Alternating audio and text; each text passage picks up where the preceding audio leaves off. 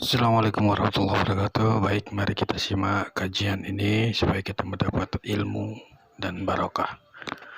Ada seorang konglomerat, umurnya ya kira-kira 70-an. Suatu saat dia ditanya oleh wartawan, "Pak, umur Bapak berapa sih?" "Ya paling 10 tahun." 10 tahun? 10 tahun? Anak Bapak berapa orang? Satu. Satu saja? Satu. Harta Bapak berapa? Ya paling-paling bangsa 7 juta kali. 7 juta? Iya. Pak, kenapa Bapak bohongi saya? Bapak punya buku biografi. Koran-koran, majalah-majalah banyak memuat cerita riwayat hidup Bapak. Saya tahu umur Bapak 70. Kenapa bilang cuma 7 tahun? Saya tahu anak Bapak 8. Kenapa cuma bilang 1? Saya tahu harta Bapak miliaran, mungkin triliunan. Pabrik di mana-mana, bank di mana-mana. Kenapa bilang uang Bapak cuma 7 juta? Nah, kata si konglomerat tadi, "Kamu benar, nak, kamu benar. Umur saya kalau jumlahnya memang 70, nak. Cuman ingat-ingat saya, baru 7 tahun terakhir ini saya sujud. Baru 7 tahun terakhir ini saya berusaha dekat dengan Allah. Saya laksanakan perintahnya, saya jauhi larangannya. 7 tahun inilah rasanya yang ada nilainya di hadapan Allah. Yang 63 tahun matong, kelabu, kelem umur gue. Habis untuk maksiat, untuk munkarat. Maka ketika ditanya tadi, umur saya 7 tahun itu. Oh begitu Pak. Oh iya. Lalu anak Pak. Anak Bapak kan 8. Kenapa bilang cuma 1? Nah, kalau jumlah hitungannya memang anak saya 8. Tapi dari 8 orang ini rasanya cuma 1 nih yang bakal jadi buah hati, belahan jantung, pelanjut cerita, penerus sejarah, bakal jadi anak soleh yang akan mendoakan saya. Cuma 1 rasanya anak saya ini yang bakal jadi buah hati saya, besar-besaran saya, yang akan mendoakan di kubur saya, yang akan mendoakan di akhirat saya. Yang 7 orang mana? Masya Allah, yang 1 tenggeng, yang 1 nyekek botol mulu, yang 1 nggak karu-karuan. Makanya saya bilang 1 anak saya yang akan bisa mendoakan saya. Oh begitu Pak. Iya. Nah, harta Pak, harta Bapak kan triliunan. Pabrik Bapak di mana-mana. Uang Bapak hampir di tiap bank-bank besar. Kenapa bilang cuma 7 juta? Betul kau nak. Harta saya kalau jumlahnya memang miliaran, triliunan mungkin. Tapi yang saya ingat baru 7 juta tuh yang saya belanjakan di jalan Allah. Saya nyumbang masjid, saya santuni yatim piatu, saya bantu pembangunan pesantren, saya bantu pembangunan rumah sakit Islam. Itu yang akan saya bawa pulang ke akhirat, yang 7 juta itu. Ya, ucapan la haula wa la quwata illa billah. Ibadah kan ada yang berat, modalnya besar. Bangun masjid berat, modalnya besar. Bangun rumah sakit berat, modalnya besar. Ada ibadah yang berat tapi modalnya ringan. Misalnya puasa. Puasa itu berat, mengendalikan nafsu. Kalau sekedar nggak makan nggak minum sih enteng. Mengendalikan nafsu itu jihad terbesar. Tapi kan modalnya ringan, cuma niat saja. Ini ibadah berat, modalnya ringan. Ada ibadah yang ringan, modalnya juga enteng.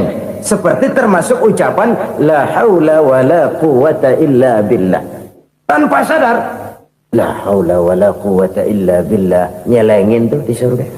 Nyelengin, kita nggak terasa. Nyelengin simpenan akhirat. La haula wa la quwata illa billah. Nyimpan lagi. Kaget, la haula wa la quwata illa billah. Nyimpan lagi. Banyak simpenan. Walaupun sebenarnya yang dimaksud di sini adalah kesadaran batin bahwa tidak ada daya dan kekuatan kecuali Allah. Itu intinya. Kita memulai pekerjaan disunahkan baca bismillah, kan begitu.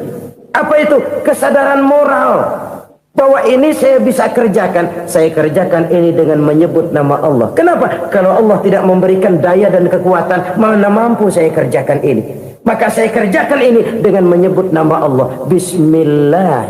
Kesadaran moral. Manusia hanya wajib berusaha, tapi nggak pernah wajib berhasil. Banyak hal-hal yang kalau kita renungkan secara rasio nggak mungkin, tapi jadi kenyataan. La haula wala quwata illa billah.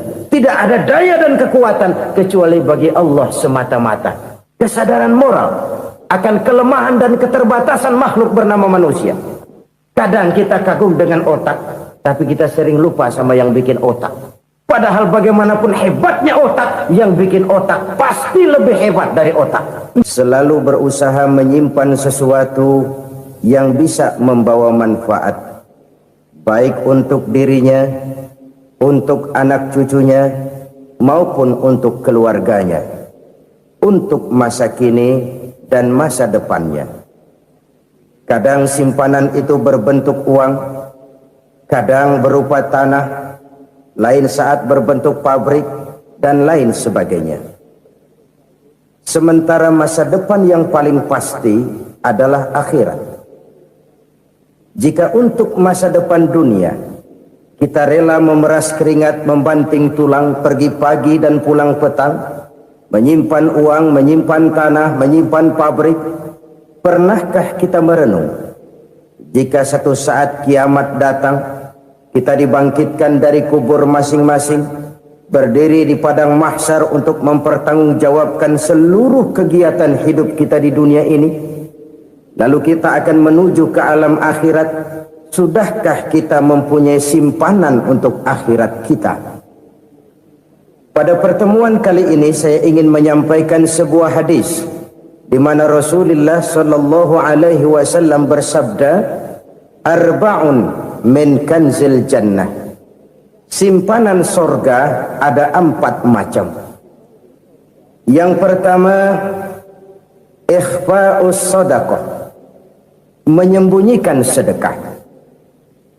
Saudara-saudara kaum muslimin, sebagaimana yang kita maklum bahwa Allah Subhanahu wa taala melebihkan sebagian rezeki dari kita terhadap yang lain.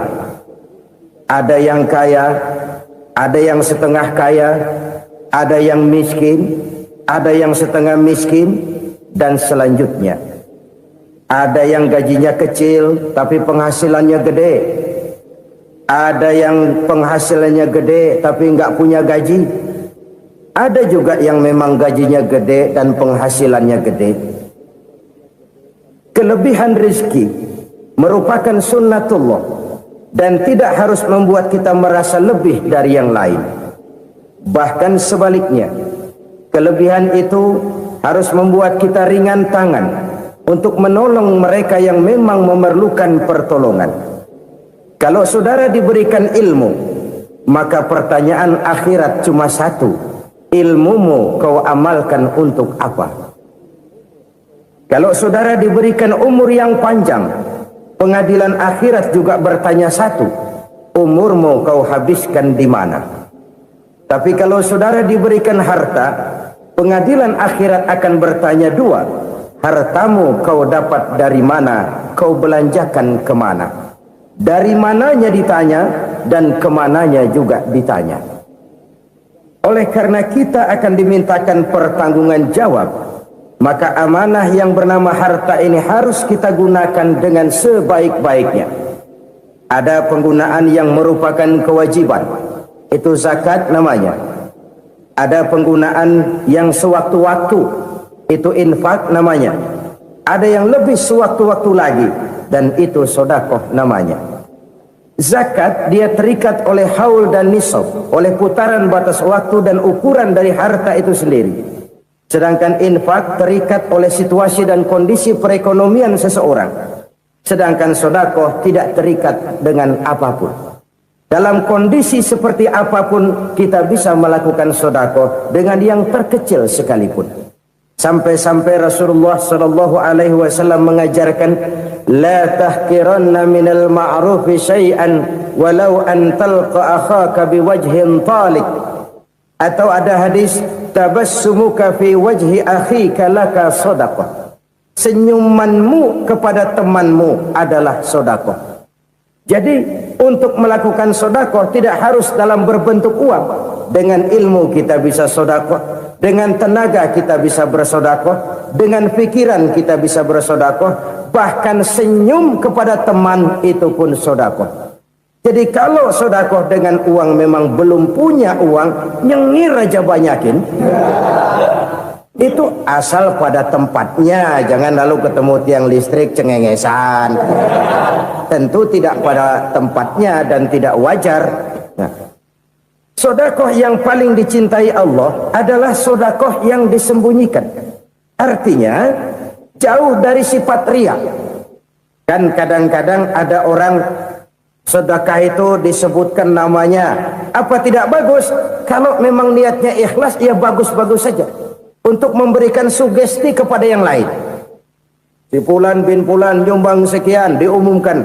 Boleh kalau niatnya untuk memberikan rangsangan kepada yang lain supaya dia menyumbang lebih besar dari orang tadi. Tapi kalau itu mendatangkan riya, maka sodakoh yang paling dicintai Allah adalah sodakoh yang disembunyikan.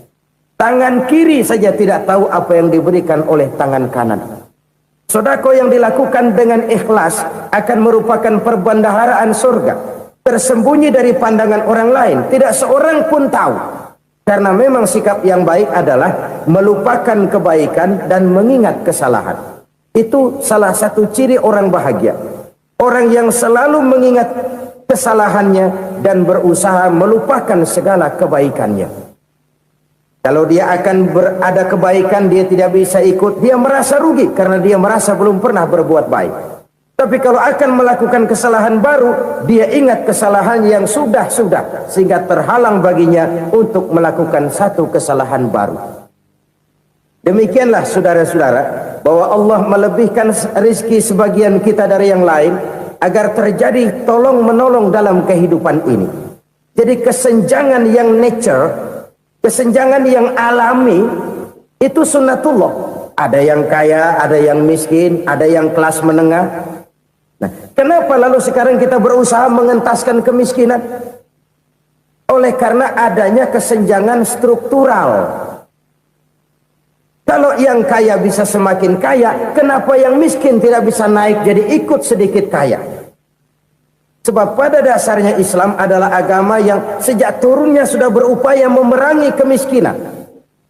Bahkan dikatakan kemiskinan itu mendekatkan kepada kekufuran. Orang kalau miskin udah dekat banget sama kafir. Gampang menjadi kafir. Berapa banyak saudara-saudara kita yang oleh karena soal perut, oleh karena soal materi, terpaksa meninggalkan dan menanggalkan akidahnya. Menjual petunjuk yang diberikan Allah dengan kesenangan dunia yang cuma sebentar ini. Na'udzubillah, thumma na'udzubillah. Jadi makin kita sembunyikan satu sedekah, semakin banyak perbendaharaan kita di surga.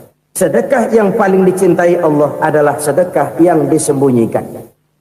Malahan ada seorang sufi, dia punya kebiasaan kalau pergi sholat Jumat, dia bawa uang, itu uang dia taruh di bawah tikar masjid. Dia niat sedekah kepada siapa saja yang nemuin itu duit. Maksudnya apa? Supaya yang nemuin nggak tahu siapa yang punya duit. Demikian dia saking ingin menyembunyikan sedekahnya. Karena sifat riya itu bisa memakan amal kita sendiri. Riya itu termasuk menyebut-nyebut kebaikan kita. Orang yang suka nepuk dada, sedikit-sedikit ngitungnya kalau nggak gua. Tuh kalau nggak gua tuh yang belas itu kalau nggak gua, iya kalau nggak lu kenapa emang? Orang yang suka menepuk jasa, tuh biasanya memang begitu saudara-saudara. Kalau perang lagi berkecamuk, orang nggak sempat ngaku jadi pahlawan. Tapi begitu perang selesai, yang kagak kenal bedil ngaku pahlawan, mas. Itu sesuatu yang biasa. Oleh karenanya, orang-orang yang ikhlas dalam bersedekah, disembunyikannya sedekah itu Allah cinta betul. Malahan ada hadis memberikan jaminan, inna shadaqatal mar'il muslimi tazidu fil umri wa tadfa'u mitatas su'i. Sesungguhnya sedekahnya seorang mukmin tazidu fil umri, bisa menambah umur panjang. Wa tadfa'u mitatas su'i, dan menyelamatkan manusia dari mati secara su'ul khatimah. Jadi siapa yang kepengen panjang umur, banyaklah sedekah. Yang bosan hidup, pelit terus. Sedekah menambah panjang umur dan menyelamatkan manusia dari mati secara su'ul khatimah. Pak, katanya umur itu nggak bisa ditambah, nggak bisa dikurangin. Kapan? Kalau ajal sudah datang. Fa idza jaa ajaluhum la yastakhiruna sa'atan wa la yastaqdimun. Kalau ajal datang tidak bisa dimajukan, tidak bisa dimundurkan. Itu kalau ajal sudah datang. Tidak bisa lagi umur ditambah dikurangi, sudah datang. Tapi kalau belum datang, itu kan haknya Allah. Mau ditambah, mau dikurangi, hak prerogatif Allah. Sebagai pencipta manusia, Allah maha kuasa dan maha mampu. Sedekah ini menambah panjang umur dan menyelamatkan manusia dari mati secara su'ul khatimah. Itu orang mati kan sama ya, kondisinya mati, nggak nafas. Tapi hakikat mati kan lain-lain. Ada yang mati itu husnul khatimah, baik akhirnya. Misalnya lagi ngaji mati, lagi sholat mati, lagi sedekah mati. Ini yang dinamakan dengan husnul khatimah, baik di akhirnya. Sebaliknya ada yang su'ul khatimah, jelek di akhirnya. Ini yang jadi catatan akhir.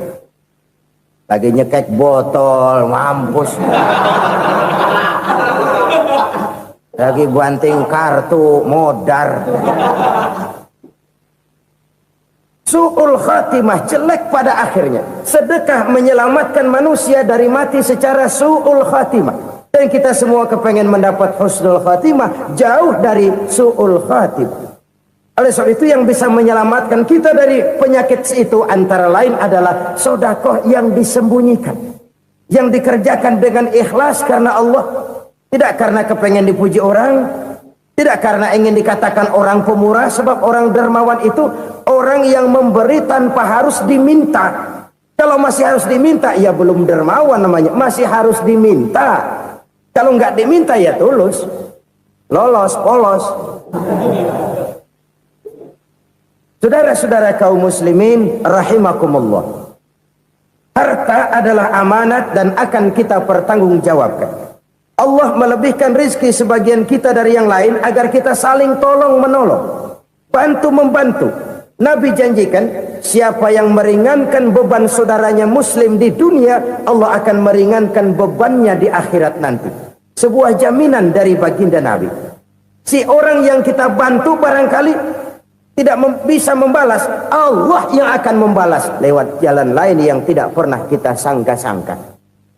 Ada orang tanya, Pak, ini ada orang nyumbang masjid sambil marah-marah, bagaimana? Saya bilang sumbangannya aja ambil, marahnya jangan. Marahnya jangan diambil, itu urusan dia. Saudara-saudara kaum muslimin rahimakumullah. Umat Islam ini kan umat yang punya potensi besar. Kadang kita merenung, kenapa kadang-kadang pembangunan masjid kok lambat sekali? Kalau hotel hari ini peletakan pertama, bulan depan peresmian. Supermarket hari ini peletakan batu pertama, minggu depan peresmian. Tapi kalau sudah yang namanya masjid, kadang-kadang peletakan batu pertama sekaligus jadi batu terakhir. 3 tahun, 4 tahun, campur nebar jalak di jalanan, duit dijaring kayak ikan sepat. Apa tidak ada orang Islam yang kaya? Banyak. Apa tidak ada pengusaha muslim yang jadi konglomerat? Ada. Lalu yang belum banyak itu yang komit terhadap nilai-nilai agamanya. Akhirnya kita jatuh jadi umat yang lemah. Belum ada pengusaha konglomerat muslim buka pabrik supermi cap bedug misalnya umpamanya atau pabrik kecap cap sorban supaya identitas keislamannya sedikit kelihatan. Kita jatuh jadi umat yang lemah karena potensi tidak terinventarisir dengan baik. Kita ini ibarat kompor yang cuma matengin nasi orang lain. Potensi kita dimanfaatkan oleh orang lain. Ukhuwah Islamiyah kita baru terbatas kepada silaturahmi. Ukhuwah di bidang ekonomi kita lemah, ukhuwah di bidang kebudayaan kita lemah, apalagi ukhuwah di bidang politik kita lebih rapuh lagi. Padahal ukhuwah itu adalah totalitas kehidupan manusia, menyangkut ipolek sosbud, memerlukan nilai-nilai ukhuwah. Jadi oleh karena itu mari kita menyadari di dalam harta kita, walaupun kita yang cari pergi pagi pulang sore peras keringat banting tulang, di sana ada harta anak yatim, di sana ada hak masjid, di sana ada hak pesantren, di sana ada hak jihad. Berbahagialah seseorang apabila dia oleh Allah dijadikan keran. Keran itu menyimpan air, tapi tidak untuk dirinya, tapi disalurkannya kepada mereka yang memang memerlukannya. Saudara-saudara kaum muslimin rahimakumullah, ini yang pertama. Jadi perbendaharaan surga adalah menyembunyikan sedekah. Orang lain nggak tahu, kita pun nggak pernah ngitung-ngitung. Kita anggap lewat begitu saja, padahal itu deposit akhirat. Satu. Yang kedua, perbendaharaan surga itu apa? Wa kitmanul musibah, menyembunyikan kesulitan. Kadang orang takut menghadapi kesulitan, tapi makin kita merenung, hidup ini kan sebenarnya urusan. Takut sama urusan ya jangan hidup. Tandanya orang hidup itu kalau punya urusan. Urusan melupakan problem, problem sering menimbulkan kesulitan. Kesulitan bukan untuk ditakuti, tapi untuk diatasi dan dicarikan jalan keluarnya. Siapa sih orangnya yang nggak pernah sulit-sulit? Makin tinggi status sosialnya, makin gede urusannya. Makin tinggi kualitas imannya, makin berat tingkat kesulitannya. Cuma memang yang namanya enak itu seperti pelangi. Biang lala itu nggak pernah di atas kepala kita, di atas kepala orang melulu. Lu sih enak lu, kata kita. Dia juga bilang yang enak kan lu. Pelangi itu nggak pernah di atas kepala kita. Kata tukang beca, aduh enak ya naik Mercy.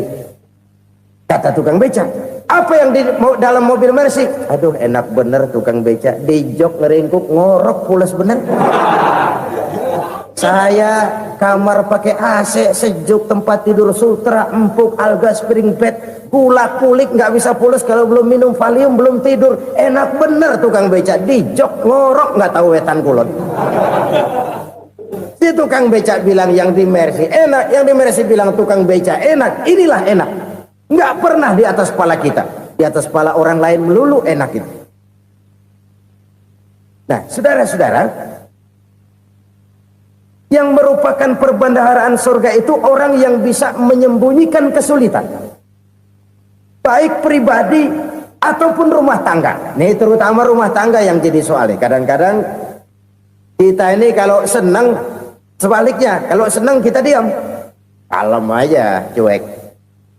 Banyak banget duit kita bawaan, diam aja udah. Malah ketemu orang takut. Tapi begitu susah, sekampung tahu. Padahal Nabi mengajarkan perbendaharaan surga itu menyembunyikan musibah, menyembunyikan kesulitan. Kalau enak, cerita sama orang-orang. Kalau nggak enak, rasain sendiri, tekan sendiri, atasin sendiri. Kita kan sebaliknya. Senang kita diam, asal lagi susah, paling tidak kita nyari teman buat cerita kesusahan. Siapa orangnya yang nggak pernah susah? Cuma soalnya bagaimana kita mengatasi kesusahan itu sendiri. Begitu juga misalnya kalau orang sudah berumah tangga, itu orang tuanya harus menjadi tempat dia cerita yang enak-enak saja. Yang nggak enak rasain berdua, selesaikan berdua, atasin berdua. Jangan dibalik. Asal senang diam, giliran susah saja. Maknya laporan. Terbalik. Bisa menjaga security informasi. Maka nama bayam keluar diam, malah seluitan. Enak amat lo makan daging ayam. Security informasi. Saudara-saudara kaum muslimin rahimakumullah. Ujian yang terberat itu yang pernah diberikan kepada para nabi, para rasul, para aulia, para ulama, makin tinggi keimanan, makin berat bentuk kesulitan. Ayo saya kemukakan satu contoh saja. Ada seorang nabi yang kaya, nabi kaya, namanya Nabi Ayub. Iblis kalau orang begini kan kekit, ibadahnya rajin, kaya. Nih yang kayak begini susah digodain. Kalau ibadahnya rajin, miskin, kali bisa disogok. Sini imannya mantap, ibadahnya rajin, kaya, nabi lagi. Oh, tapi namanya iblis nggak kurang akal. Laporan, Tuhan, kenapa Les?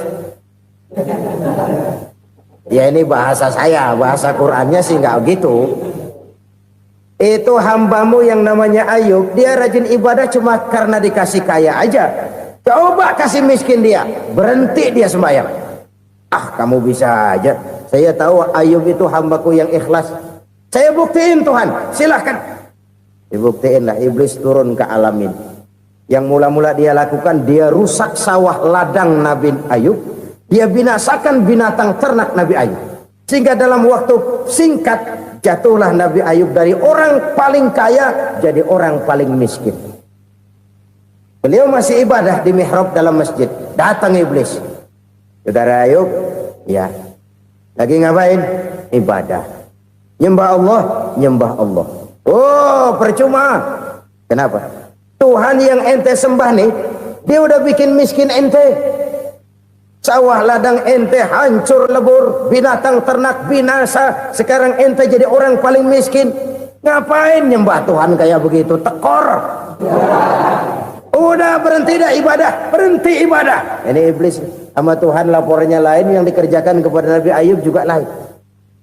Benar begitu iblis kata Nabi Ayub? Iya, sawah ladang saya habis, buras.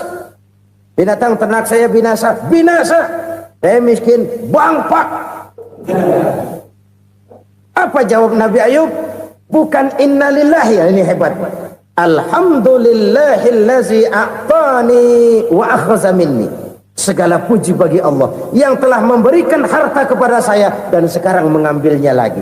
Alhamdulillah. Allah yang ngasih, Allah yang ambil. Itu mah urusan Allah. Iblis cuman ibadah jalan terus, sujud lagi Nabi Ayub. Iblis seleher gondok banget. Dasar Nabi nggak mempan dia apa-apain. Miskin malah alhamdulillah. Allah yang ngasih, Allah yang ngambil.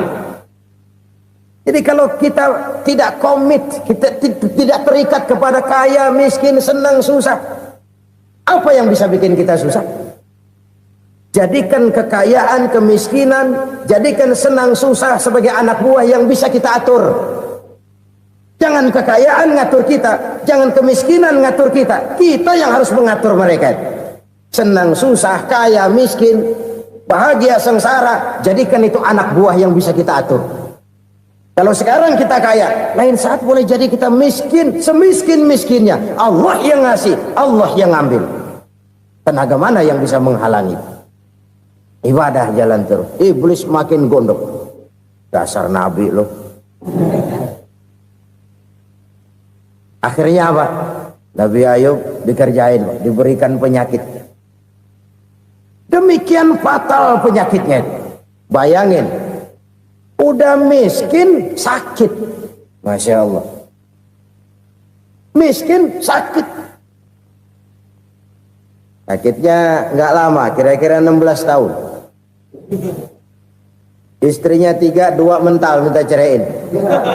Ngerawatin laki bengek begini. Senang belum tentu, susah udah pasti nih. Cerai aja, cerai dah. Cerai. Tinggal satu Siti Rahmah yang setia menemani beliau. Sesetia-setianya hati perempuan. Satu saat Siti Rahmah bilang, "Bang, iya, abang kan Nabi bang. Lalu namanya Nabi kan doanya jarang meleset bang. Maksud kamu minta kenapa sih sama Tuhan biar abang sembuh baik dah bang?" Siti Rahmah, iya. Saya sakit berapa tahun sih dah? 16 tahun bang. Sebelum ini saya sehat berapa tahun? Ya kira-kira 60 tahun bang. Nah coba ente banding-bandingin Rahmah. Saya dikasih sehat 60 tahun. dikasih sakit 16 tahun, sudah nggak sabar, mau doa kepada Allah minta sembuh. Saya malu kepada Allah. Diuji dengan yang luar biasa seperti ini, tidak mengganggu stabilitas kehambaannya. Dia tetap menghamba kepada Allah Subhanahu wa ta'ala. Saudara-saudara kaum muslimin rahimakumullah, kunci menghadapi kesulitan itu apa? Allah jelaskan dalam satu ayat, wa basyiris sabirin alladzina iza asabathum musibah qalu inna lillahi wa inna ilaihi raji'un. Gembirakan orang-orang yang sabar. Siapa mereka itu? Yang apabila mendapat musibah mereka kembali kepada keyakinan dasar, segalanya dari Allah dan segalanya akan kembali kepada Allah. Ini konsepsi dasar dari sikap muslim dalam menghadapi berbagai kesulitan. Segalanya dari Allah, segalanya akan kembali kepada Allah. Kalau ini sudah kondisi dasarnya, maka kita akan lapang menghadapi kenyataan bagaimanapun pahitnya. Apakah itu namanya miskin, apakah itu namanya sakit, bahkan maut sekalipun. Segalanya dari Allah, segalanya akan kembali kepada Allah. Ini sikap hidup, bukan sekedar ucapan. Kita kadang-kadang menjadikannya sebagai ucapan. Mulutnya sehingga berhenti, innalillahi wa inna ilaihi raji'un, tapi nangisnya terus gerung-gerungan. Bukan itu, ini kesadaran moral. Kalau segalanya dari Allah, segalanya kembali kepada Allah, kan sebenarnya cuma nunggu giliran. Hari ini saya nyembayangin dia, entah hari apa saya disembayangin orang. Hari ini saya antar dia ke kubur, entah hari apa orang nganterin saya ke kubur. Hari ini saya tahlilkan dia, entah nanti kapan orang tahlilkan saya. Segalanya dari Allah, segalanya akan kembali juga kepada Allah. Oleh sebab itu saudara-saudara, kesulitan bukan untuk ditakuti. Kesulitan justru untuk diatasi, dicarikan jalan keluarnya. Dan tidak ada orang yang tidak pernah mendapat kesulitan. Tidak ada. Semakin tinggi status sosial, semakin tinggi kualitas keimanan, semakin besar juga tingkat kesulitan. Hanya saja bagaimana cara kita mengatasinya. Dan Al-Quran menyatakan, inna ma'al usri yusra. Di balik kesulitan itu pasti ada kemudahan. Roda itu berputar. Karena itu Rasulullah Shallallahu Alaihi Wasallam mengingatkan kepada kita, ta'arraf ilallahi firraha ya'rifka fisyiddah. Ingatlah kepada Allah di waktu kamu senang, supaya Allah ingat kepada kamu di waktu kamu susah. Kalau waktu senang kita ingat kepada Allah, kita susah, Allah tidak akan meninggalkan kita. Tapi kalau waktu senang kita jauh dari Allah, sujud tidak sempat, dengan masjid jauh, ketika senang kita lupakan Allah. Nanti begitu kita susah, Allah lupakan kita. Dan itu menyakitkan. Oleh karena itu orang-orang tua kita dulu bilang, kalau lagi sehat ingat-ingat lu bakal sakit nanti. Kalau lagi kaya ingat-ingat satu saat kita bakal jatuh miskin. Bahkan kalau lagi muda ingat-ingat kita bakal tua. Dan yang terpenting, kalau lagi hidup ingat-ingat kita bakal mati. Saudara-saudara kaum muslimin rahimakumullah. Jadi yang kedua yang merupakan perbendaharaan surga, menyembunyikan musibah. Saudara-saudara kaum muslimin rahimakumullah. Hal ketiga yang merupakan perbendaharaan surga adalah wasilatur rahmi. Orang yang suka bersilaturahmi. Sebagaimana yang kita maklum bahwa manusia adalah makhluk yang disebut zon politika. Makhluk sosial yang tidak mungkin hidup sendiri-sendiri. Betapa dan siapapun kita memerlukan orang lain. Bodoh betul manusia kalau tinggal di tengah masyarakat tapi tidak mau bermasyarakat. Merasa hebat sendiri, pinter sendiri, gagah sendiri, kaya sendiri. Mungkin kalau mati juga ngubur sendiri. Jangankan kita di sini, di sorga saja Nabi Adam waktu sendirian bengong melulu, mondar mandir. Allah tegur dam sepi dam. Ya ini kalau bahasa saya. Iya Tuhan sepi ini nggak ada coret-corekan pisan ini. Diciptakan Siti Hawa baru anteng Nabi Adam. Itu di sorga. Cobalah. Umpamanya saudara tinggal di Jakarta nih. Kayak bener. Apaan aja di Jakarta punya saudara dah. Jembatan Semanggi ambil. Monas, Buntel bawa pulang. Hotel-hotel ambil semua. Cuman tinggal di Jakarta sendirian, apa enaknya? Betapa dan siapapun kita perlu orang lain. Tidak ada seorang pun yang bisa memenuhi kebutuhan hidupnya secara sendiri-sendiri. Nah, Islam telah menyelamatkan manusia dari ras diskriminasi, mengikat manusia dengan persaudaraan yang berlandaskan kepada akidah. Karena itu dianjurkan bersilaturahmi. Bahkan Nabi menyatakan, man arada ayyubsata lahu fi rizqihi wa yunsa'a fi atharihi falyasil rahimah.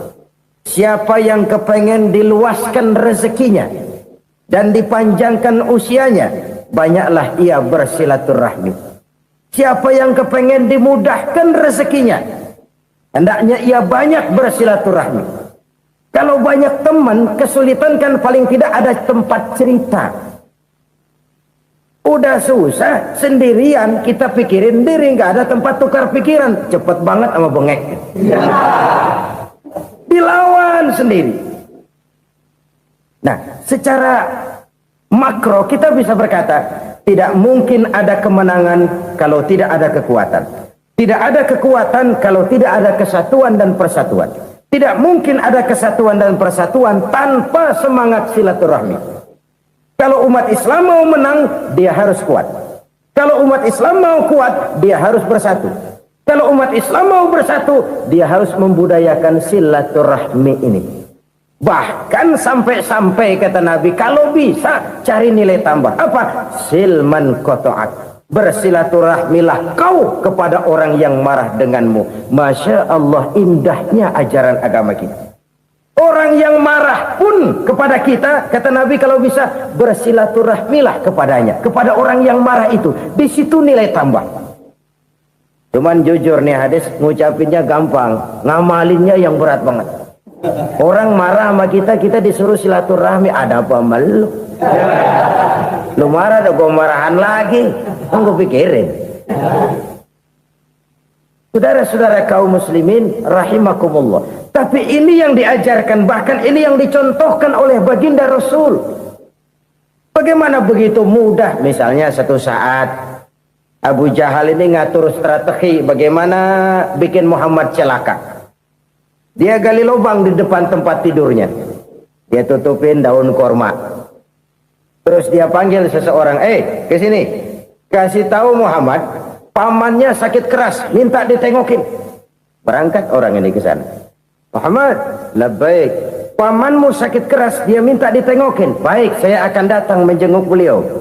Berangkatlah Nabi ke rumah Abu Jahal tanpa prasangka apapun. Abu Jahal udah pasang setil, selimut 3 rangkap setengah dia pakai, persis kayak orang meriang. Tapi sembari ngintip dari balik selimut, begitu Muhammad buka pintu, nah masuk perangkap nih. Muhammad jalan menuju tempat pembaringan. Makin lama makin dekat, makin lama makin dekat, makin dekat ke lubang yang dipasang oleh Abu Jahal itu. Dalam hati Abu Jahal, terus dah jatuh, mampus dah lo ini. Mampus lo hari ini nih. Apa yang terjadi? Malaikat Jibril datang. Muhammad, pamanmu cuma pura-pura sakit. Di depan tempat tidurnya ada lubang perangkap supaya kamu jatuh ke situ. Sudah, kamu pulang. Balik kanan Nabi. Sudah hampir jatuh ke lubang, balik kanan, pulang. Bayangin kecewanya Abu Jahal. Muhammad dikit lagi, Muhammad dikit lagi. Enggak paman, saya pulang aja. Emosi bangun dari tempat tidur, enggak sadar kalau lagi pura-pura sakit. Lompat ngejar Nabi, dia lupa dengan lubang yang dia gali. Pusrak, nyemplung sendiri ke dalam lubang.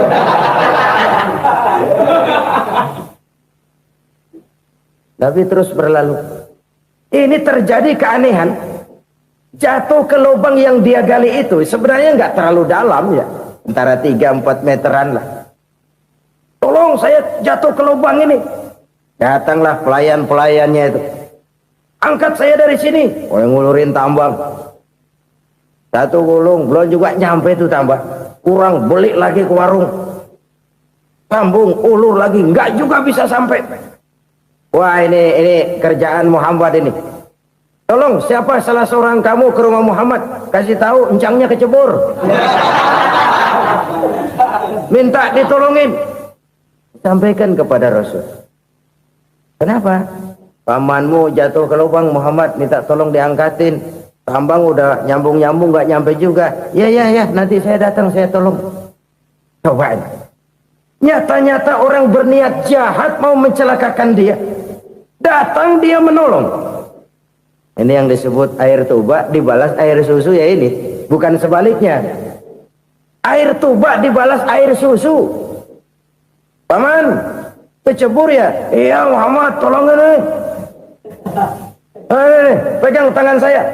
Nabi ulurkan tangannya, nyampe, dipegang oleh Abu Jahal, diangkat ke atas, sampai atas. Apa kata Abu Jahal? Sihirmu memang hebat Muhammad. Udah ditolongin dikata sihir, yang enak kita kemplang kan itu orang begitu.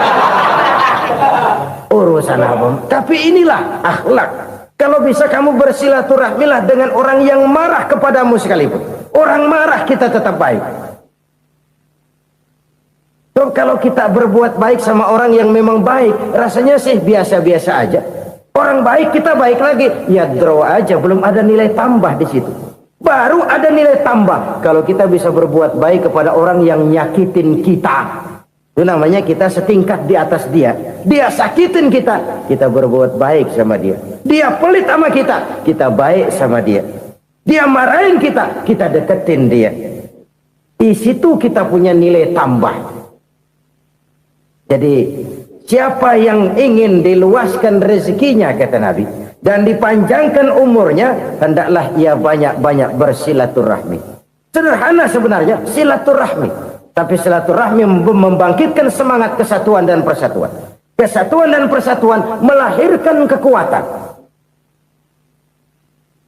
Dalam matematika 1 ditambah 1 pasti 2. Tapi di tengah masyarakat, 1 orang takut ditambah 1 orang takut, hasilnya jadi 2 orang setengah berani. Kenapa setengah berani? Karena udah berdua. Tadi pan takut sendirian. Kalau dia kumpul turu-turu takutlah jadi berani. Kita yang lemah, kita yang tidak berdaya, kita yang miskin, kalau mau kompak bersatu, apa yang nggak bisa kita kerjain? Apalagi tinggal di kota besar, pilihan cuma 2. Bertahan atau minggir. Bertahan atau minggir. Untuk bisa bertahan harus mampu bersaing.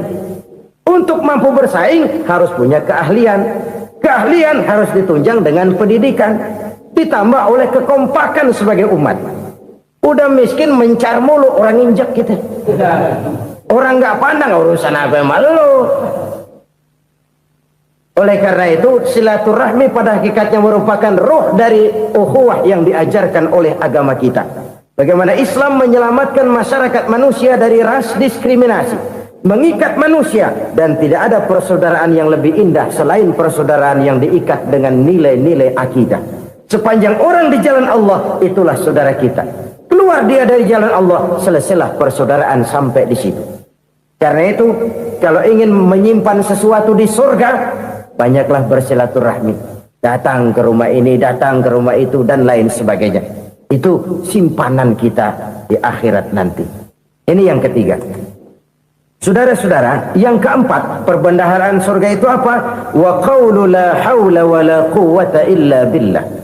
Ucapan la hawla wa la quwwata illa billah. Ibadah kan ada yang berat, modalnya besar.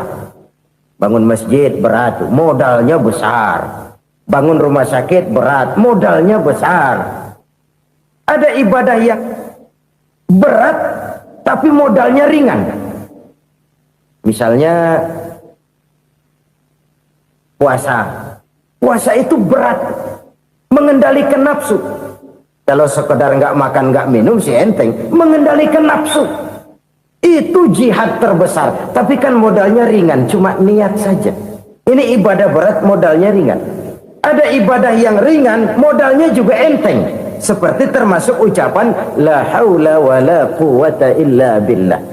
tanpa sadar. La haula wala quwata illa billah. Nyelengin tuh di surga. Nyelengin, kita nggak terasa. Nyelengin simpenan akhirat. La haula wala quwata illa billah. Nyimpan lagi.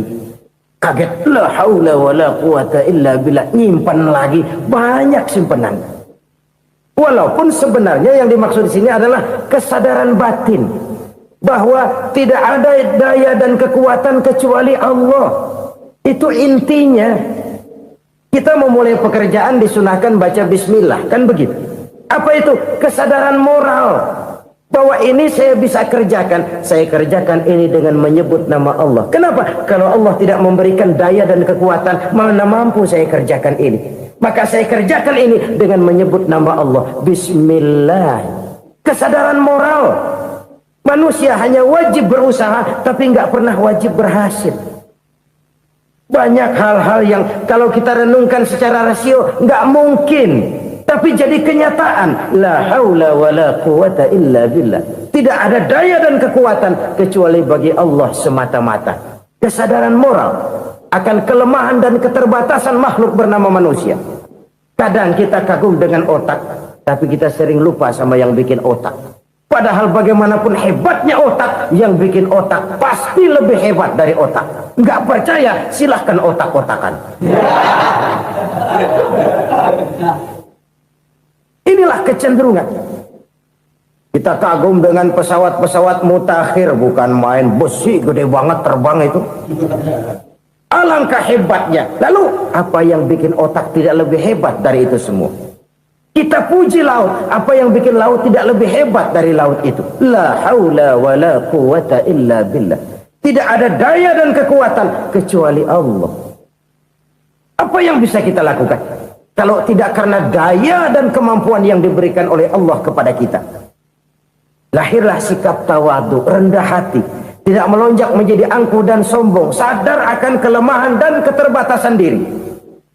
Sebagai makhluk yang diciptakan oleh Allah Subhanahu wa ta'ala. Jadi satu sisi ini ucapan yang berpahala, la haula, jadi wiridan.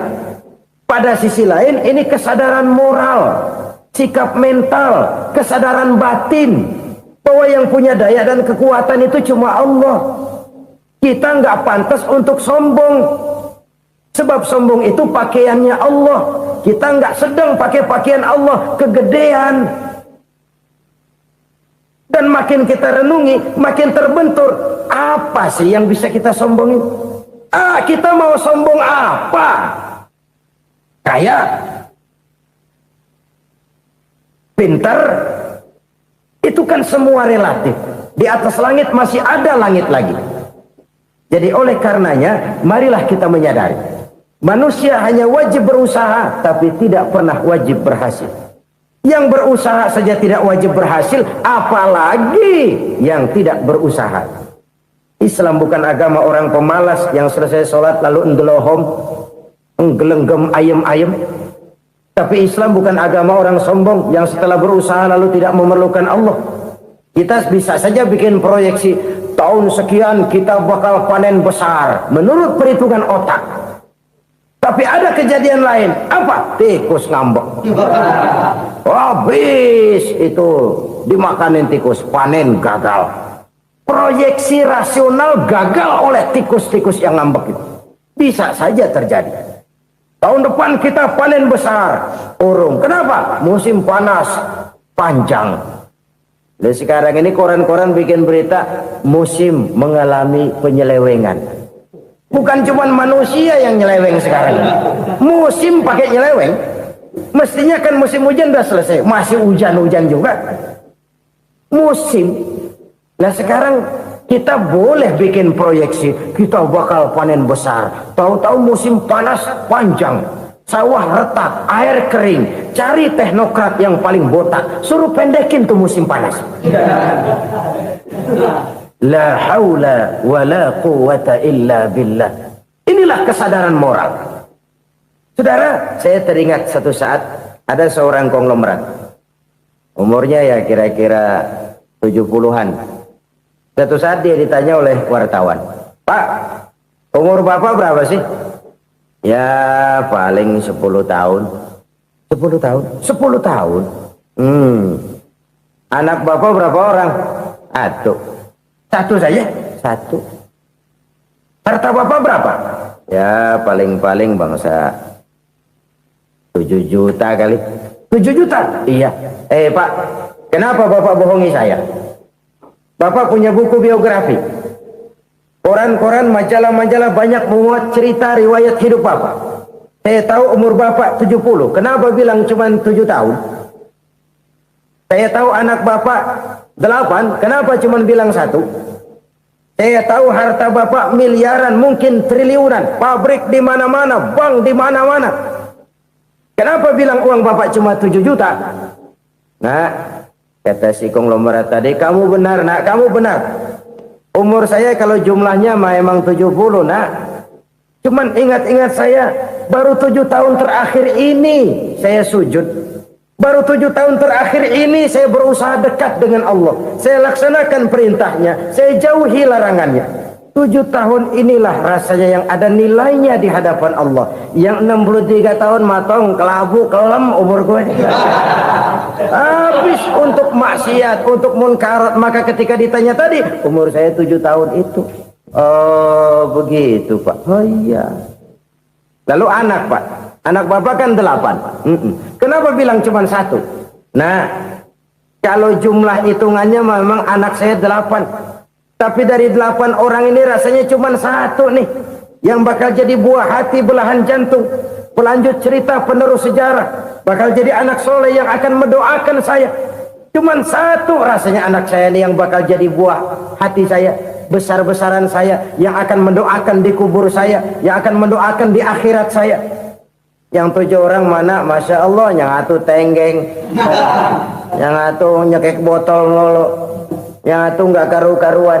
Makanya saya bilang 1 anak saya yang akan bisa mendoakan saya. Oh begitu Pak. Iya. Nah harta Pak, harta bapak kan triliunan. Pabrik bapak di mana-mana. Uang bapak hampir di tiap bank-bank besar. Kenapa bilang cuma 7 juta? Betul kau nak. Harta saya kalau jumlahnya memang miliaran, triliunan mungkin. Tapi yang saya ingat baru 7 juta tuh yang saya belanjakan di jalan Allah. Saya nyumbang masjid, saya santuni yatim piatu, saya bantu pembangunan pesantren, saya bantu pembangunan rumah sakit Islam. Itu yang akan saya bawa pulang ke akhirat, yang 7 juta itu. Yang triliunan itu nanti akan diperebutkan oleh anak-anak saya sebagai waris saya. Jadi harta saya 7 juta itu yang bakal nemenin saya di akhirat. Yang akan saya bawa pulang jadi teman saya. Saudara-saudara kaum muslimin, jangan-jangan orang tua itu adalah kita-kita ini. Jangan-jangan kita-kita ini adalah orang tua itu. Jangan-jangan itu potret dari diri kita masing-masing. Dari sekian umur yang diberikan Allah, berapa tahun yang ada nilainya di hadapan Allah? Dari sekian anak-anak yang merupakan amanah, berapa yang akan mendoakan kita sebagai orang tuanya menjadi anak soleh? Dari sekian banyak harta yang diberikan Allah, berapa yang akan kita bawa pulang menghadapnya nanti, yang kita belanjakan di jalan Allah? Ini sebuah potret kehidupan. Karena itu kita kembali kepada la haula wa la quwwata illa billah. Kita wajib berusaha, kita wajib berikhtiar. Selebihnya, segala daya dan kekuatan hanya milik Allah saja semata-mata. Satu kesadaran batin dari setiap pribadi muslim. Setelah ia berusaha dan berikhtiar, ia menyerahkannya kepada Allah Subhanahu wa ta'ala. Jadi, satu sisi ini merupakan wiridan ucapan yang mengandung pahala. Pada sisi lain, ini merupakan sikap batin dari seorang muslim di dalam ia menghadapi realitas kehidupan ini. Saudara-saudara kaum muslimin rahimakumullah. Kalau ini kita jadikan satu basis kehidupan, maka ini akan menyelamatkan manusia dari kemungkinan tergelincir menjadi orang yang lupa diri dan lupa darat. Sebab itu Imamul Ghazali berpesan, jadidis safinah fa innal bahra amiq wa khuziz zad fa inna safara ba'id wa khaffifil hamla fa innal hamla sadid. Perbarui selalu kapalmu karena lautan sangat dalam. Bawa bekal yang banyak karena perjalanan ini sangat jauh. Ringankan beban karena kebanyakan beban akan menyakitkan. Alangkah indah kalimat ini, alangkah dalam makna yang terkandung di sana. Perbarui selalu kapalmu karena lautan sangat dalam. Apa artinya ini? Jaga mentalmu baik-baik. Pelihara imanmu baik-baik karena hidup penuh cobaan seperti lautan. Kita kalau berlayar di lautan kan kadang-kadang tenang, angin bertiup sepoi-sepoi basah. Jika malam datang, bintang gemintang bertabur menghias cakrawala. Rembulan memantulkan sinarnya dengan indah. Dalam keadaan begitu berlayar enak. Tapi lain saat ombak menggunung, halilintar menyambar, angin topan bertiup. Berapa banyak sudah saudara-saudara kita yang tenggelam di lautan dunia tanpa sadar bahwa dia belum sampai kepada pantai yang akan dituju. Berapa banyak sudah saudara-saudara kita yang tenggelam di lautan dunia ini tanpa sempat bangkit lagi. Dia menyangka sudah sampai kepada tujuannya. Hati-hati kapal jangan sampai bocor karena lautan sangat dalam. Iman ini jaga baik-baik karena hidup penuh dengan ujian. Wa khuzizat fa inna safar ba'id. Bawa bekal yang banyak karena perjalanan sangat jauh. Saudara mau ke Bandung, bawa duit.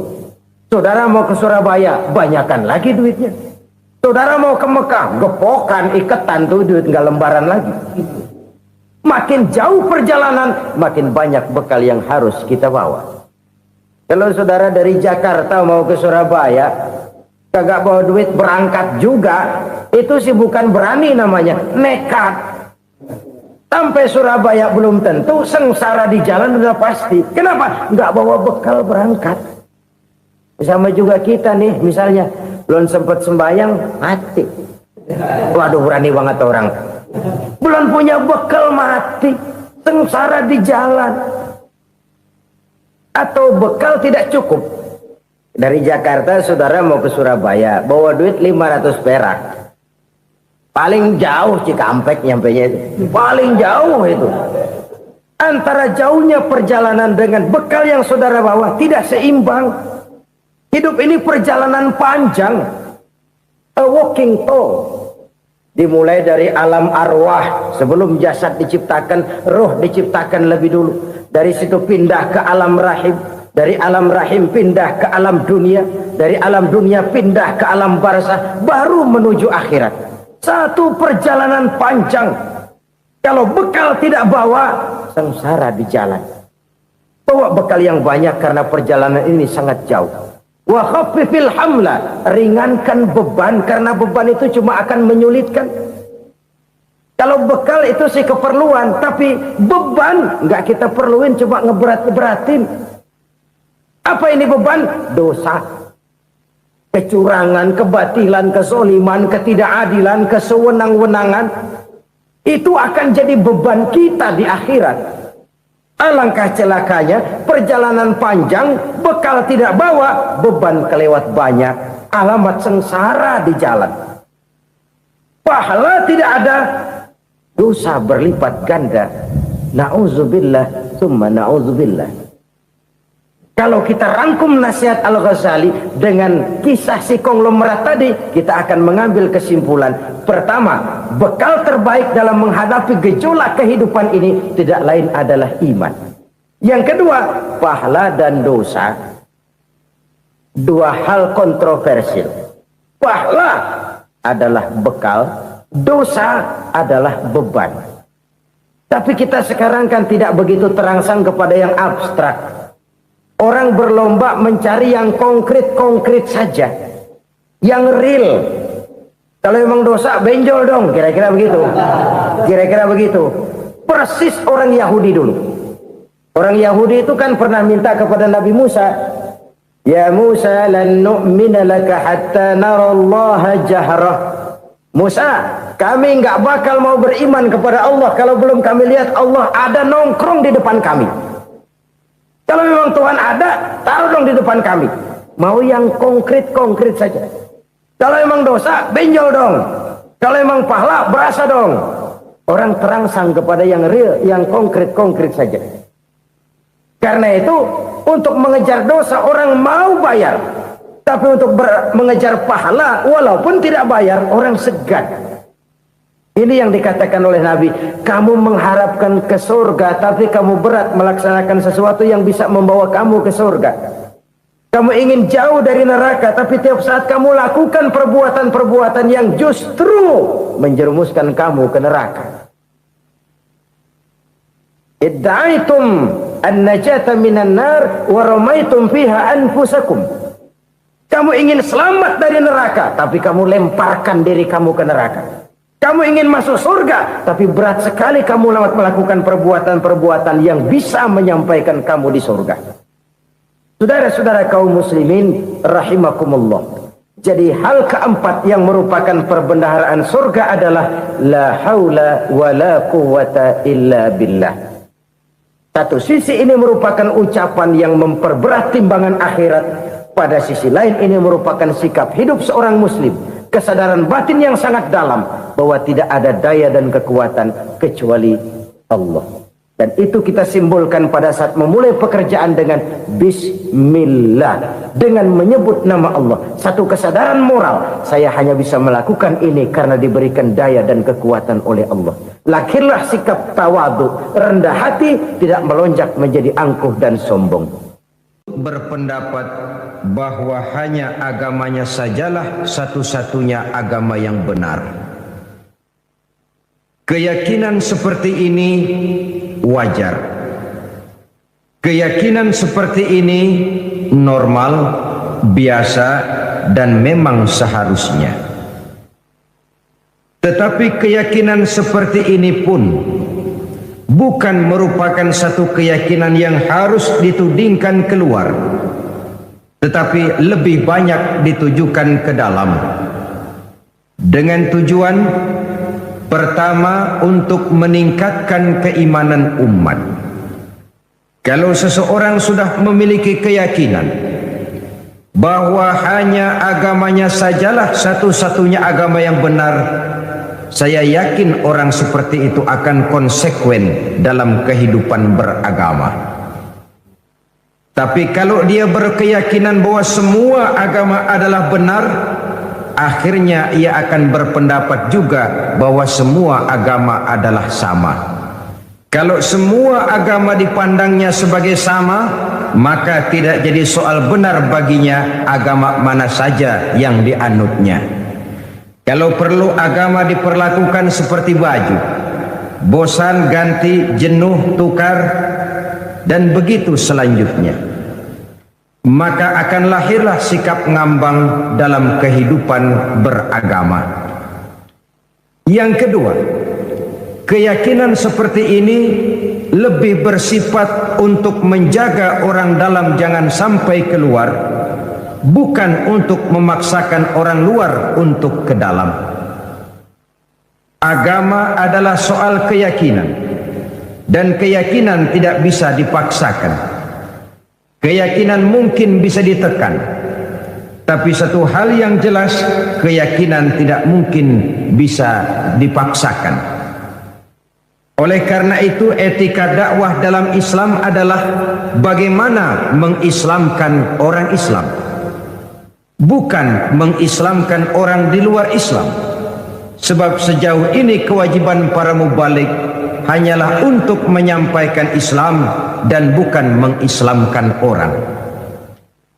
Kalau kita telusuri sejarah, kita akan melihat kenyataan ini. Apakah Nabi Nuh misalnya tidak ingin agar putranya Kan'an jadi orang beriman saja? Ingin sekali Nabi Nuh itu. Atau apakah Nabi Ibrahim juga tidak ingin agar orang tuanya yang bernama Azar jadi orang beriman saja? Luar biasa keinginan Nabi Ibrahim.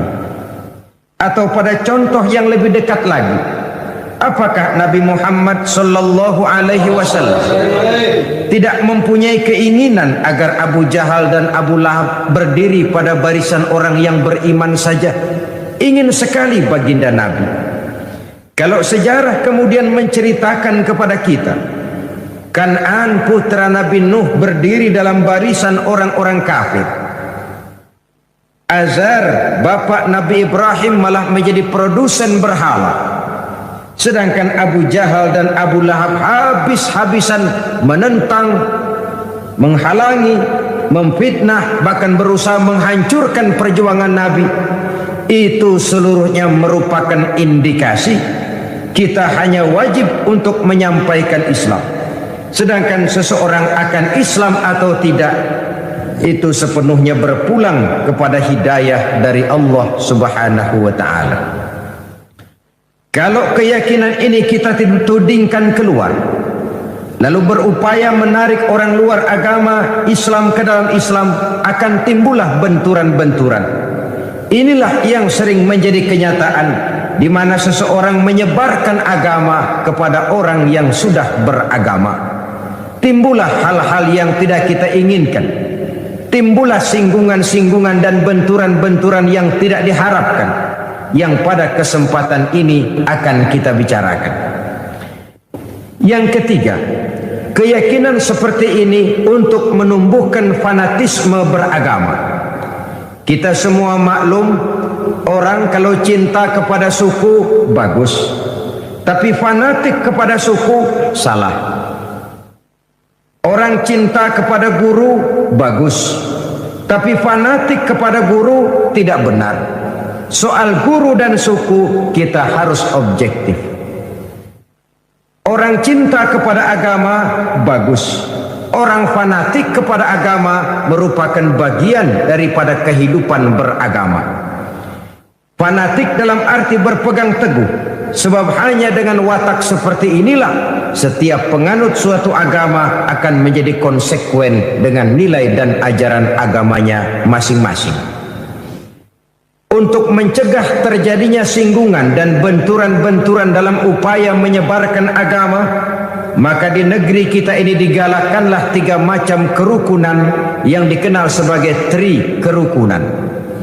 Pertama, kerukunan antar umat seagama. Kedua, kerukunan antar umat beragama. Dan yang ketiga, kerukunan antar umat beragama dengan pemerintah. Mari kita lihat persoalannya lebih jauh lagi. Pertama, kerukunan antar umat seagama. Kita sama maklum bahwa Islam telah mengikat kita dengan akidah. Dari manapun seseorang datang, apapun saja warna kulitnya dan bahasa apapun yang dipakainya, kalau akidahnya sama, maka dia adalah saudara kita. Lebih tegas ini disabdakan oleh Rasulullah sallallahu alaihi wasallam. Innallaha la yanzuru ila suwarikum wa amwalikum, walakin yanzuru ila qulubikum wa a'malikum. Allah Subhanahu wa ta'ala tidak memandang potonganmu. Allah Subhanahu wa ta'ala juga tidak memandang hartamu. Yang Allah lihat, yang Allah nilai, yang Allah pandang tidak lain adalah hatimu dan amal perbuatanmu. Tentang wajah, tentang kulit, warna kulit, tentang suku, bangsa dan bahasa, Islam menganjurkan kita untuk objektif. Ini yang orang sering katakan, walaupun keluar dari dubur ayam, kalau memang telur, ambil. Keluarnya dari dubur ayam tapi telur, kenapa tidak diambil? Islam mengajarkan kita untuk objektif. Islam mengikat kita dengan akidah. Kita adalah satu umat yang satu, yang ringan sama dijinjing, berat sama dipikul. Kita adalah bagaikan satu tubuh. Apabila yang satu sakit, yang lain akan ikut merasakan sakit. Kita adalah bagaikan satu bangunan. Posisi dan komposisi boleh saling berbeda, tetapi satu sama lain harus saling memperkuat, harus saling asih dan asuh, jangan saling gasak, gesek dan gosok. Seorang muslim boleh saja dibungkus oleh baju tentara. Seorang muslim boleh saja dibungkus oleh baju polisi. Seorang muslim boleh dibungkus oleh baju pejabat, teknokrat, dokter, seniman, artis, pengusaha, pedagang, petani. Tapi baju apapun yang membungkus badannya, jiwa dan semangat Islamnya tidak boleh luntur oleh baju yang membungkus badannya itu. Lalu mampu menyusun kebersamaan untuk kemajuan dan kepentingan kita bersama. Soal perbedaan pendapat halal. Soal perbedaan pendapat wajar. Kepala sama hitam pendapat tentu berbeda. Tapi marilah kita lapang dada untuk menerima perbedaan pendapat, mencoba memandang orang lain tidak cuma dari sudut kepentingan sendiri saja, tidak cuma dengan kacamata kita saja, tapi mampu melihatnya dalam konteks yang luas. Hanya dengan demikian kita akan menjadi arif, menjadi bijaksana di dalam memberikan penilaian dan tidak terjebak kepada sudut pandang kita sendiri saja. Saudara-saudara kaum muslimin rahimakumullah, sudah lewat masanya kita umat Islam berkotak-kotak karena hal-hal kecil yang tidak prinsip. Sudah lewat masanya kita bertengkar karena hal-hal kecil yang menyangkut soal-soal teknis. Sudah datang waktunya kita menyusun saf yang lebih lurus, oleh karena tantangan-tantangan yang akan kita hadapi jauh lebih berat dari yang sudah kita lalui. Dan tentu orang yang tidak senang umat Islam bersatu masih banyak. Orang yang tidak senang umat Islam kompak masih gentayangan di mana-mana. Terang-terangan menghantam Islam jelas mereka tidak berani. Kenapa? Ada satu modal positif dari kita umat Islam, yaitu fanatisme agama. Artinya walaupun konsep agama tidak dilaksanakan, tapi kalau jihad dan berjuang untuk agama dia mau berkorban nyawa. Ini merupakan modal yang positif. Maka orang ngerti betul kalau Islam dihantam terang-terangan, yang paling goblok juga mesti marah. Mesti marah, mesti tersinggung, mesti terhina. Kalau agamanya dihantam terang-terangan dia mesti bangkit.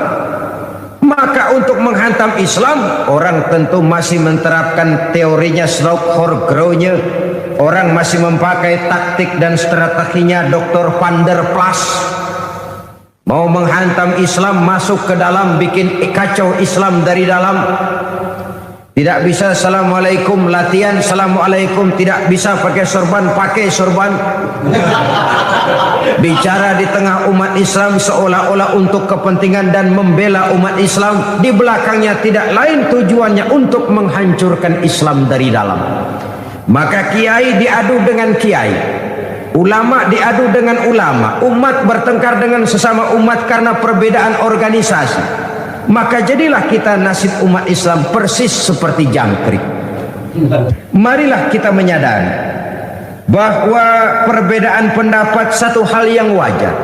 Seorang muslim boleh dibungkus oleh baju apapun saja, tapi jiwa dan semangat Islamnya tidak boleh luntur oleh baju yang membungkusnya. Islam adalah milik muslim. Apa dia jadi tentara, apa dia jadi polisi, apa dia jadi pejabat, apa dia jadi seniman, apa dia jadi teknokrat, apa dia jadi artis, jikalau dia muslim, maka Islam adalah miliknya. Harus wajib dijaga dan dibela secara bersama-sama. Saudara-saudara kaum muslimin rahimakumullah, oleh karena itu jangan cuma bisa mempelajari dan membaca kitabnya Imam Syafi'i, tapi belajar jugalah akhlak dan etikanya Imam Syafi'i. Jangan hanya sekedar membaca dan mempelajari kitabnya Imam Abu Hanifah, tetapi belajar dan simak jugalah akhlak daripada Imam Abu Hanifah. Satu contoh yang ringan saja. Imam Syafi'i berbeda pendapat dengan Imam Malik, tapi Imam Syafi'i tidak pernah menyalahkan Imam Malik. Ini yang saya maksud akhlak. Berbeda pendapat, tapi tidak saling tuding, tidak saling menyalahkan. Imam Abu Hanifah berbeda pendapat dengan Imam Syafi'i, tapi Imam Abu Hanifah tidak pernah menyalahkan Imam Syafi'i. Bahkan ada satu riwayat, satu malam Imam Abu Hanifah ziarah ke makam Imam Syafi'i. Lalu beliau menginap di sekitar komplek itu. Ketika subuh beliau sholat menjadi imam dan beliau membaca doa kunut pada rakaat kedua. Selesai sholat, murid-murid beliau bertanya, "Ya Syekh, Tuan Imam, Tuan kan memfatwakan tidak pakai kunut." "Betul." "Kenapa sekarang Tuan sendiri pakai kunut?" Apa jawab Imam Syafi'i? Apa jawab Imam Abu Hanifah? Sederhana saja.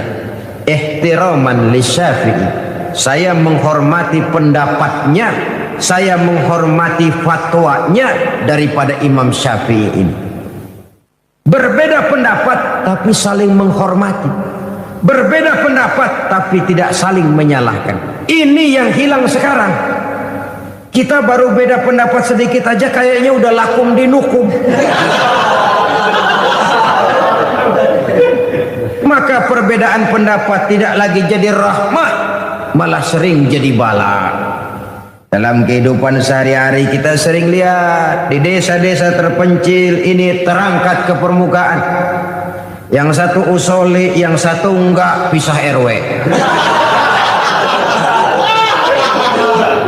Yang satu Jumatan azan sekali, yang satu 2 kali bikin masjid di samping masjid. Satu kunut, satu tidak, main asah bendo. Kalau hal seperti ini berkelanjutan, kita akan tertarung di kaki teman sendiri, menggunting dalam lipatan, menjegal kawan seiring, dan kita sendiri yang akan menderita kerugian. Oleh karena itu, pada pertemuan kali ini, marilah kita bina kerukunan antar umat seagama. Baju boleh berbeda, bendera boleh beraneka warna, kaos dan jaket boleh juga tidak sama. Tapi jikalau merasa muslim, jangan perbedaannya yang kita perbesar, tapi persamaannya yang kita cari. Hanyalah jikalau kita rukun, kompak, guyup dan bersatu, saya yakin kita akan bisa berbuat lebih banyak, baik untuk kepentingan agama, bangsa dan negara yang sama-sama kita cintai ini. Tapi jikalau kita berpecah belah, centang perenang, satu ke barat, satu ke timur, lain ke utara, satu lagi ke selatan, tidak ada persamaan persepsi, maka kita akan tertarung di kaki teman sendiri. Kita juga yang akan jadi lemah akibatnya. Saudara-saudara kaum muslimin rahimakumullah. Oleh karena itu, kerukunan antar umat seagama merupakan hal yang wajib kita laksanakan, agar dengan itu kita menjadi satu umat yang kuat untuk sanggup menjawab segala tantangan-tantangan dan problema-problema yang timbul, untuk meningkatkan harkat dan martabat kehidupan umat beragama. Bahwa kita punya keyakinan Islam tinggi, tidak ada yang lebih tinggi lagi daripada Islam, itu benar. Yang salah kalau itu sekadar kita jadikan apologi, sekedar untuk teriak-teriak membanggakan diri tanpa kita mau melihat apa yang kenyataan di dalam kehidupan kita sebagai umat. Kita bangga berteriak al-Islam ya'lu wa la yu'la alaih. Islam itu tinggi dan tidak ada yang lebih tinggi lagi daripada Islam. Kalau soal Islamnya jelas, tapi kalau sudah bicara soal umatnya, kita ini kayak orang main layangan. Layangannya tinggi kelik di mana-mana, yang mainin tetap aja di bawah. Padahal kita tidak ingin bernasib seperti orang main layang-layang. Layang-layangnya tinggi mengapung, sedangkan yang main layang-layang tidak pernah kemana-mana. Kita ingin seperti orang naik membuat pesawat, lalu ikut naik pesawat, terbang bersama pesawat itu. Kalau Islam memang agama yang tinggi, maka kita muslim juga harus menjadi umat yang tinggi. Tinggi pendidikannya, tinggi ekonominya, tinggi kesadaran beragamanya, berbangsa dan bernegaranya, tinggi nilai etikanya, tinggi semangat jihadnya, dan begitulah selanjutnya. Bukan sekedar apologi dengan menyanyi-nyanyikan Islam sebagai agama yang tinggi, sementara kita berada di bawah. Untuk itu kita memerlukan kebersamaan, dan kebersamaan hanya akan muncul dengan kesadaran bahwa setiap kita merupakan bagian dari yang lain. Saudara yang jadi seniman, berjuanglah untuk Islam lewat karya seninya. Saudara yang pejabat, pergunakanlah jabatan itu untuk kepentingan agamanya, Islamnya, sebagaimana pejabat lain dari agama lain juga berbuat untuk kepentingan agamanya. Jangan kadang-kadang kalau sudah mau pensiun baru jihad.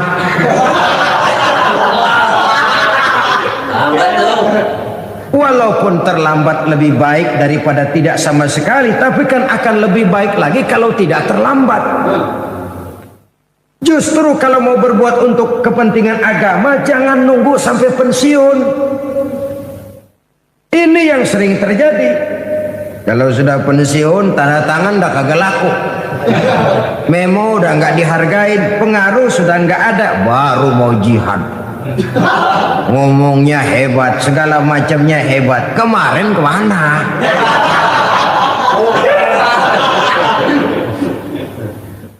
Ya memang terlambat itu lebih baik daripada tidak sama sekali.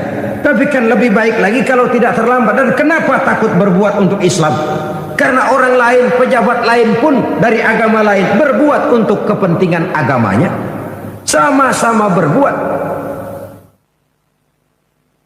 Yang artis berjuanglah untuk Islam lewat kemampuannya. Yang teknokrat berjuanglah untuk Islam dengan teknologinya. Dan begitulah selanjutnya. Jikalau setiap kita berpikir bagaimana kita menghidupkan nilai-nilai Islam ini, saya yakin dengan kebersamaan, maka nilai-nilai Islam akan lebih berkibar dan berkobar di bumi pertiwi yang kita cintai ini. Saudara-saudara kaum muslimin rahimakumullah, mari kita bina dan kita tingkatkan kerukunan antar umat seagama. Perbedaan pendapat jangan menyebabkan kita saling bergontokan, tapi saling menghormati, saling menghargai. Ketegangan-ketegangan yang ada jangan kita tambahkan lagi. Bahkan persamaannya lah yang harus kita cari dan bukan perbedaannya yang kita besar-besarkan. Mari kembali kepada kesadaran. Islam telah mengikat kita dengan tali akidah. Wa'tasimu bihablillahi jami'an wa la tafarraqu. Berpegang teguhlah kamu kepada tali Allah, kepada Islam ini, kepada Al-Quran ini, dan jangan kamu berpecah belah, jangan kamu bercerai-berai. Quran tidak melarang kita berbeda pendapat, hadis tidak melarang kita berbeda pendapat. Baik Quran maupun hadis sama-sama melarang kita berpecah belah. Di dalam satu hadis Nabi memberikan peringatan tegas sekali. Isnani la yanzurullahu ilaihima yaumal qiyamah. Ada dua golongan manusia yang di hari kiamat nanti tidak akan dipandang oleh Allah Subhanahu wa taala. Dua macam manusia di akhirat nanti didiemin aja. Enggak diaru-aruin, dipanteng. Enggak diendain. Bukan main, saudara-saudara. Jangankan di akhirat, di dunia ini aja ya. Kalau kita didiemin aja sama orang tua kita, bingung. Didiemin aja sama mertua, bingung. Bingung. Ini orang tua maunya apa, Bu? Ya kalau salah ditegur, kalau perlu diadili, diadili. Ini enggak didiemin aja, bingung. Apalagi itu di dunia, apalagi di akhirat. Sedangkan di akhirat nanti kan orang kan tumben ke akhirat kan. Belum pernah ada sebelumnya yang ke sana. Sudah ke akhirat baru pertama kali. Untuk seterusnya sampai sana nggak ada yang ngaruin, didiemin aja. Ya Allah, alangkah malangnya. Siapa mereka itu? Pertama kata Nabi, orang yang didiamkan saja oleh Allah itu qati'ur rahim, orang yang suka memutuskan silaturahmi, orang yang suka marah-marahan. Sakit palanya kalau nggak marahan sama orang. Saudara-saudara kaum muslimin rahimakumullah, ini kan simbol orang yang nggak mau rukun, orang yang nggak mau bersatu, merasa hebat kalau bisa ngantem orang lain. Walaupun dia sendiri sebenarnya barangkali tidak lebih baik dari yang dihantamnya. Sebab biasanya maling ayam merasa hebat kalau berhadapan dengan maling kambing. Itu biasa. Dia nggak merasa bahwa dia nyolong ayam. Gua si ayam nggak apa-apa, kecil no, kambing no. Maling kambing akan merasa dirinya benar kalau berhadapan dengan maling kebo. Jadi kalau kita melihat kesalahan orang lain, kita sering lupa dengan kesalahan yang kita lakukan. Disinilah rahasia Nabi berpesan, tuba liman syaghalahu aibuhu an uyubin nas. Beruntunglah orang-orang yang kekurangan dirinya, aib dirinya menyebabkan dia cukup sibuk untuk tidak mengorek-ngorek aib dan kekurangan pada diri orang lain. Beruntung orang yang aib dirinya, kekurangan dirinya menyebabkan dia sibuk sampai tidak sempat mencari-cari kekurangan pada diri orang lain. Tapi celaka benar orang yang terlalu sibuk mencari dan mengorek aib dan kekurangan orang lain sampai dia lupa kepada aib dan kekurangan dirinya sendiri. Jadi manusia pertama yang nanti tidak akan diopeni oleh Allah, orang yang suka memutuskan silaturahmi. Kadang-kadang kalau sudah marah pakai grup-grupan, grup-grupan ngebon, ngundang ngajak orang lain, marahan yuk, marahan. Ini marahan pakai ngajak orang. Yang kedua, jarusu, tetangga yang jahat dengan tetangganya. Saudara, tidak ada kemenangan tanpa kekuatan. Tidak ada kekuatan tanpa kesatuan. Tidak ada kesatuan tanpa silaturahmi. Sebab itu konsep silaturahmi dalam Islam merupakan bagian pokok daripada ajaran agama Islam. Hanya dengan silaturahmi kita akan bersatu. Hanya dengan persatuan akan timbul kekuatan, dan hanya dengan kekuatan kita bisa meraih kemenangan. Tanpa kekuatan, kemenangan sebuah mimpi. Tanpa kesatuan, kekuatan tidak akan pernah lahir. Dan tanpa silaturahmi, kesatuan tidak akan pernah terwujud. Yang kedua, kerukunan antar umat beragama. Kita memaklumi bahwa kita bangsa Indonesia adalah satu bangsa yang sangat majemuk. Ribuan pulau, segala macam warna kulit, suku bangsa dan bahasa merupakan cerminan dari wajah Republik Indonesia ini. Pancasila sebagai dasar dan falsafah negara sesungguhnya dapat menjadi bumi yang subur bagi tumbuh dan berkembangnya setiap agama yang sah dan diakui di Republik Indonesia ini.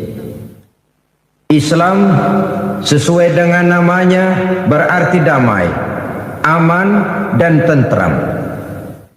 Sejarah menjelaskan kepada kita, belum pernah Islam ini dikembangkan dengan ujung pedang. Belum pernah Islam ini dikembangkan dengan kekuatan materi. Selamanya Islam berkembang dengan nilai-nilai moral dan al-akhlakul karimah. Kalaupun pernah terjadi perang dalam Islam, maka perang itu sendiri sesungguhnya bukan untuk memaksakan keyakinan, karena keyakinan sungguh tidak bisa dipaksakan. Perang yang timbul dalam Islam sesungguhnya tidak lebih daripada upaya untuk menjaga dan mempertahankan keyakinan dari hinaan, cemoohan, dan dari tekanan-tekanan yang muncul pada ketika itu.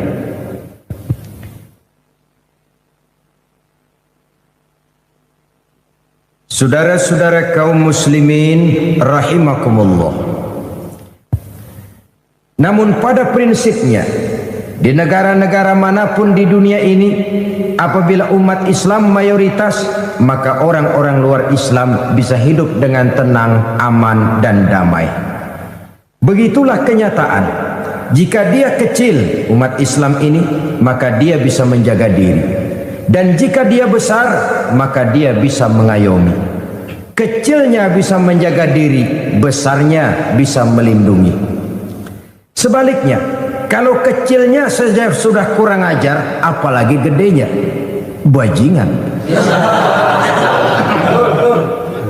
Lah orang kalau kecil saja belagu-lagu, apalagi udah gedenya, kan logika begitu. Masih kecil udah berani kurang ajar, apalagi gedenya yang kereng itu. Itu logika mengajarkan begitu. Dimanapun saja umat Islam itu, kalau dia berjumlah sedikit, dia bisa jaga diri. Tapi kalau dia berjumlah besar, dia bisa melindungi. Contohlah misalnya Saudi Arabia, negara Islam, orang luar Islam yang tinggal di luar Mekah, Madinah, dia tinggal di Taif, di Yanbu, di Dhahran, di Jeddah, orang-orang kafir ini hidup dengan tenang, aman, damai, dilindungi undang-undang. Begitu di Mesir, begitu di Malaysia, begitu di Republik Indonesia, dimanapun saja kalau umat Islam golong. Tetapi kadang-kadang sejarah juga yang menceritakan bahwa kalau kebetulan umat Islam minoritas, nasib mereka menyedihkan, ironi, memilukan, kadang-kadang memalukan. Ini juga merupakan kenyataan daripada sejarah. Oleh sebab itu, untuk mengatur lalu lintas kehidupan beragama, program kerukunan antar umat beragama itu harus berjalan. Saling menghormati, saling menghargai. Tapi jangan menyebarkan agama kepada orang yang sudah beragama.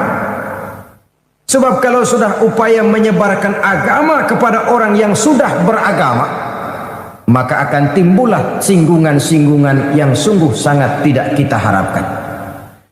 Maka para ustadz, para kiai misalnya tidak boleh membawa-bawa Quran masuk ke rumah-rumah orang lain agama untuk menyebarkan Islam ini.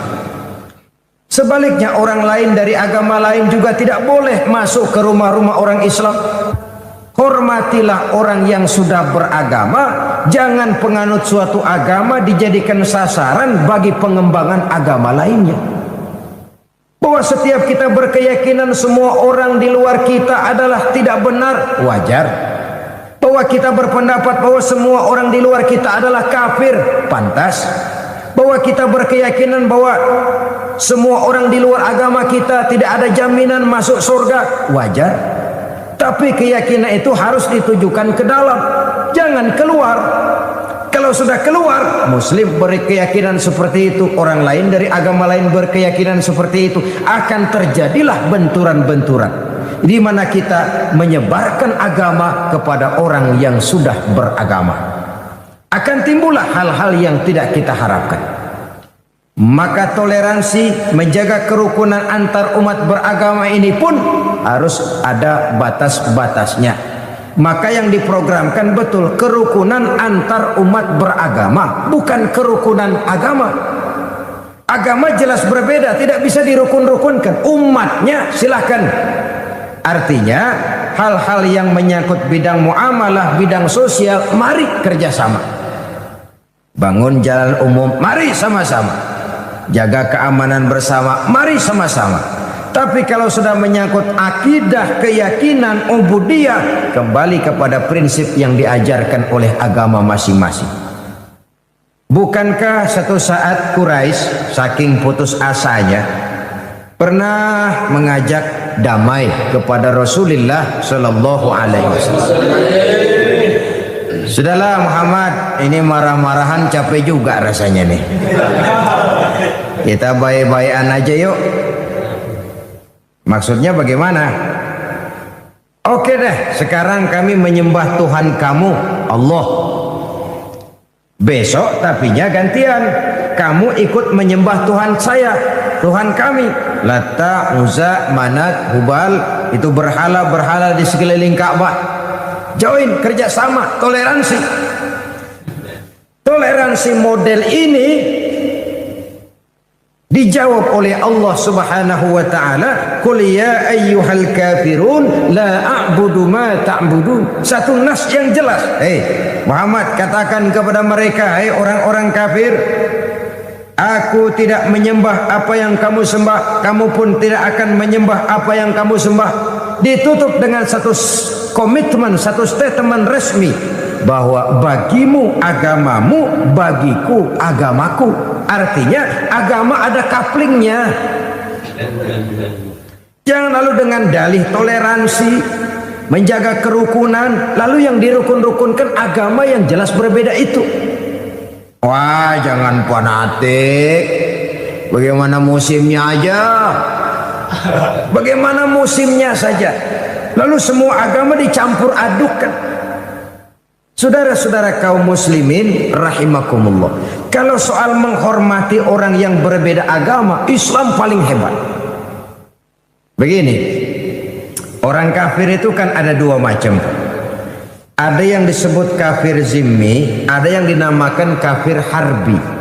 Nah, kafir harbi ini semua orang di luar Islam yang kurang ajar kepada umat Islam.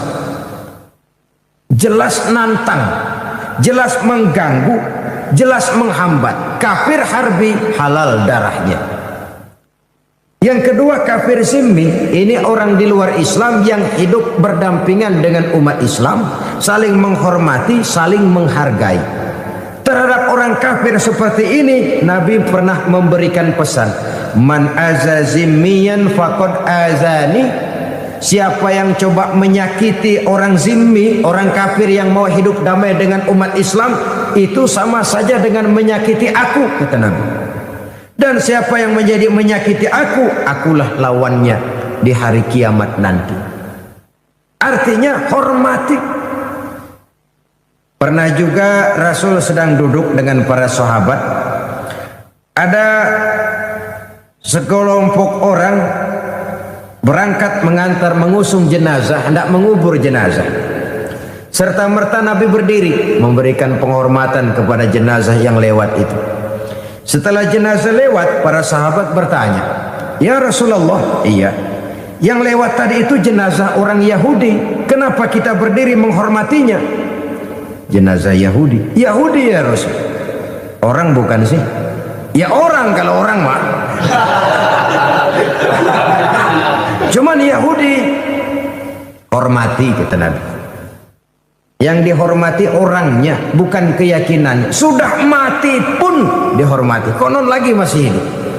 Tapi jangan lupa, menghormati manusianya tidak sama dengan menghormati agamanya. Baik, alhamdulillah kita sudah mendengar isi ceramah dari Kiai Haji Zainuddin MZ. Semoga apa yang disampaikan mendapatkan ilmu yang bermanfaat dan kita bisa mengamalkan di dalam kehidupan sehari-hari. Untuk amal jariah kita berikan pahala Fatihah kepada beliau, semoga amal jariahnya tetap mengalir. Amin. Lahul Fatihah.